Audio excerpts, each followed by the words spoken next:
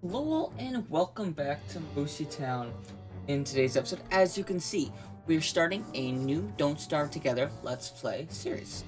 Uh, as you all had voted on, so let's get that started. As always, I will be I'm gonna do endless because the concept of this playthrough is to defeat all the bosses, and it's gonna be a lot easier. Play alone in private world. Start online where other players can join in the adventure. Okay, I'm gonna do that just for now, and I will do friends only just for now, and I'll edit it as we go. This is all fine. Of course, if I do have friends join in, PvP is perfectly fine. I am going to have all events on and whatnot. The big thing I want is where are the bosses? Because this playthrough, the premise of this playthrough is for us to kill the bosses. So I'm going to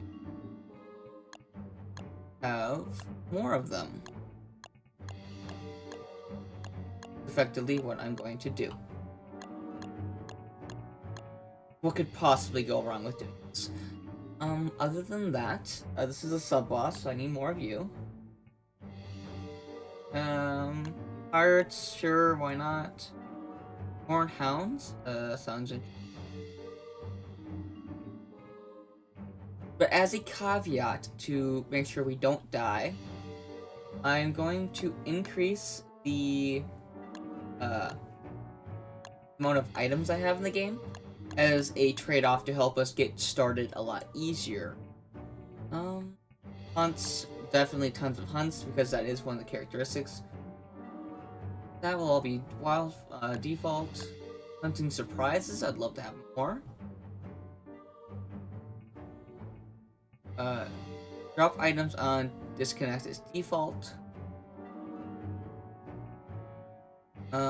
Events. Let's leave those also default for now. And whatnot. Oh, so there actually is one other thing I wanted to discuss with you guys. So I had a person ask me, I want to set up a world, but we don't know what we're doing. So I'm going to go over that a little bit better for you guys. First, you have the settings. With this, you generate the world, description, boss fight. That's the description of what we're doing. I'm doing friends only, but you can have public, which means it's open to anyone.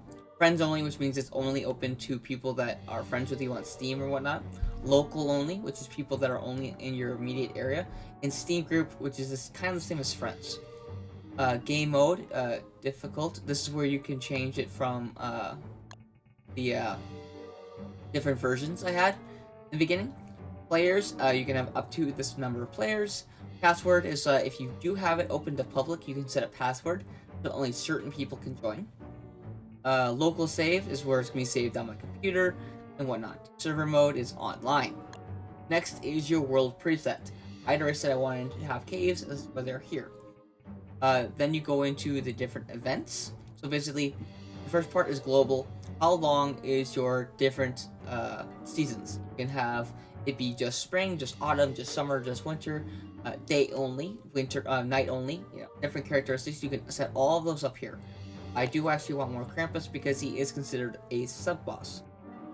Other events are things throughout the game that happen, such as Mr. Summers to Crowley, Fear of Global, and whatnot. These are all different events that happen different times in different seasons.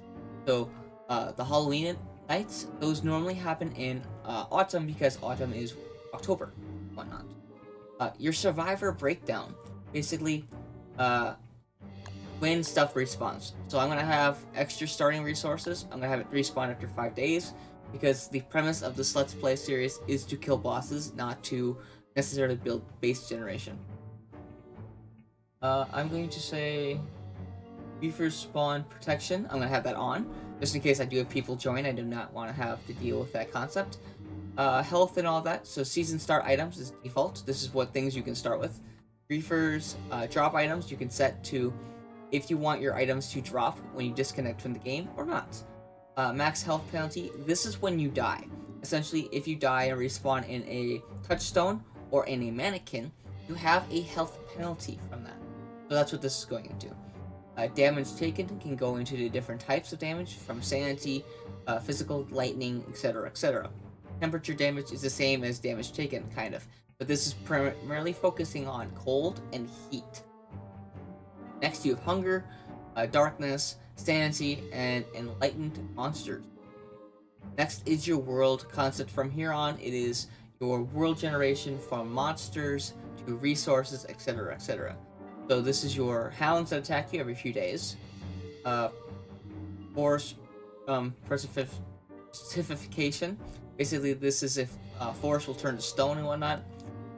Raining frogs, that is an event that can happen in spring. It happens at least once for me every spring. Hunting and hunting surprises are different events that you can find by finding these cracks in the ground. Lightning can happen every time it rains, so leave that as normal. It has a tendency to light things on fire, so do beware. Lunar hail is basically an event during winter. It's the same as lightning, but it's sends ice shards that could damage you. Meteor frequencies is essentially when meteor strikes come attack your world and whatnot. Rain does give a debuff if you're wet. There are items to the game that can help with this. Wandering Trader is a new character that was added. Essentially, he goes around and you can trade him one thing for another. It's a good trader to get gears if you don't have a lot of robots in your game. Wind frequencies and whatnot, these are important if you go onto the open sea. You want to have good wind. Wildfires is during summer. Essentially, during summer, things dry up, things turn on fire. Resource regeneration. This is all kind of fast is what I ended up doing with it, but these are all different resources that kind of participate throughout the world. Carrots, flowers, etc., etc. Basic resources enabled. These are things you find and you can pre-gen, help you along. A new unattributable portal resources. So these are different things that you can find by going through different portals. Essentially, they expanded the Don't Starve world. So when you go through a portal, you can end up which is a wormhole and whatnot, you can end up in different areas and biomes and whatnot, which is where you can find these things. You can't find them without going through a portal, by the way. Or unless you like ridiculous swim for very far away or whatnot. I'm not sure if you can get to them otherwise. Creatures, this is your generally non-hostile creatures. If you're playing a good aligned character. So these are your non-hostile creatures. Whereas if you're playing a evil aligned creature, these are actually your non-hostile creatures, except the walrus guy. He will just kill you no matter what, as well as the dogs. Those guys don't care if they just attack you. Frogs are in generally just evil. They just end up taking your stuff, which we'll see as we go along. If you're playing Weber, all spider species will be your friends. But pigs and spiders will hate you. Pigs and bunnymen will not like you. I actually want more of them. And more geckos. Do this. And then I'll do more for the useful. Yes. I'll do these guys, hermits. They're essentially the pigmen, but for if you're playing Weber or not, they're their version of pigmen. Need all the bosses, and these are all the bosses, the giants throughout the game. As I said, the premise of this Let's Play through is to kill these guys. So, I'll try to do my best with that. There's a few different tree guardians, and spider queens, gooselings, which come in spring, etc., etc. My goal, it will be them all. The caves. The caves have their own prey sets in the caves, from resources to events. Essentially, they can have acid rain, earthquakes, which happens due to the summer boss or just naturally occurring. There are things you can do to stop the earthquakes by building certain things into your base, but that is more of a late game item. These are your generic creatures down in the caves. I definitely want lots of bunnymen because they're very helpful. I'm not doing the monkeys because I hate the monkeys. They'll not be getting increased. Essentially, if you have low sanity, they become black monkeys or spirit monkeys, and then they will chase you down and kill you.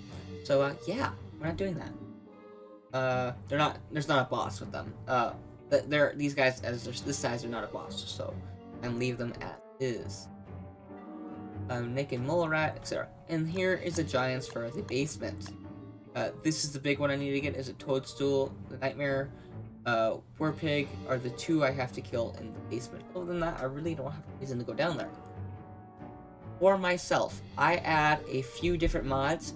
They're more just for quality of life. But you have to have Gen Core, which is your, if you're playing RimWorld or whatever, this is your basically it's an add-on that helps so other games mods work. I do backpack, B1, which I think should be Be Nice, which is if you're wearing a beekeeper's hat, you won't be attacked by bees. I think that should be added to the game, but in my opinion.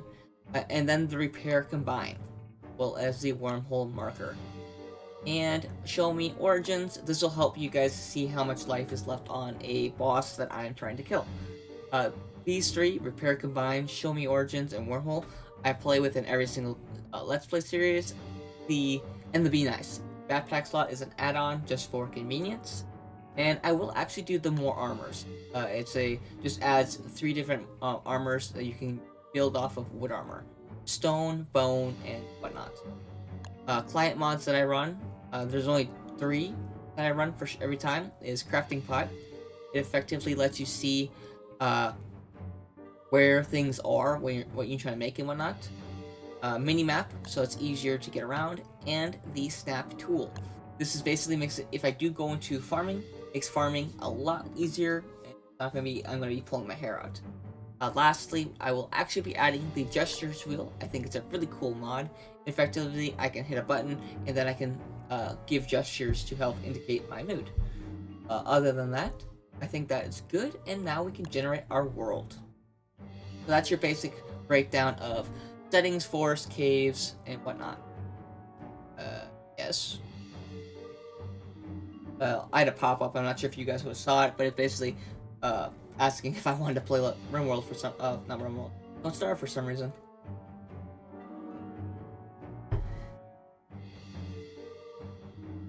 Well, with that done, now we just have to wait until the world generates. This is actually the slowest part of the whole setup, is just generating the world. Especially if you edit the settings massively, the game will go on to take longer to generate. It's just, stuff that happens. Fortunately, I don't know of a way to speed this up, so it's more of just here until it does. If you guys have any questions or whatnot, fill the comments, and I will do my best to answer them to my best ability. With anything regarding the first part of the episode here, which was these settings and whatnot that I broke down.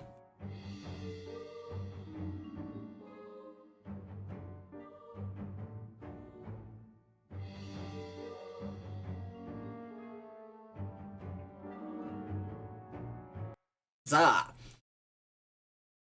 Once the knight of the Night Harm throne, Maxwell now finds himself surviving along the very people he once tormented. Needless to say, it makes it a bit of an awkward atmosphere, I would say. For those who don't know the lore behind it, Maxwell, this guy right here, is the reason everyone is in the world we're in. He pulled us to his little slice of heaven. And then he was dethroned by his wife, who he built the world for in the first place. I don't know if it was his wife or his girlfriend. But, yeah. Essentially, he got dethroned, and the new queen is now the one in charge. One of the endings to Don't Starve, besides just playing whatever you guys want, is actually becoming the new Nightmare Throne holder, or king that you pick. For myself, I always go with Wilson and whatnot. I think he's a very good character. And we'll go on to give my favorite uniform. It is all cosmetic. None of these things in this actually do anything for your character. I think they should, personally. I think it's a cool characteristic. Just do a slight buff, which would make people pick different uniforms. But, each is their own. This is my trench coat. I always go with. Then I go with black gloves. Find them. I also do go with these ones too. They're not bad. They're workers' gloves. But I'd love to find my black gloves. There we go. And then lastly, essentially for the shoes, I look for. I do this one a lot, but the one I normally do, you can't see because of the trench coat, is this one. It's essentially pajamas, checkered trousers, and then lastly, I go with a good set of boots.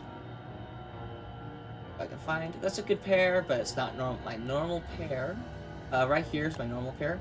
The furnace boots. I think they're quite nice. Ooh, what are these? I'd rather the furnace boots. Yep. Furnace boots. With that, on to the episode. Thank you for watching Don't Starve Together Boss Fight, which originally streamed live on Twitch. If you have any feedback or questions for me, let me know in the comments below. If you'd like to catch a live stream of mine, both my Twitch channel and Discord have my streaming schedules.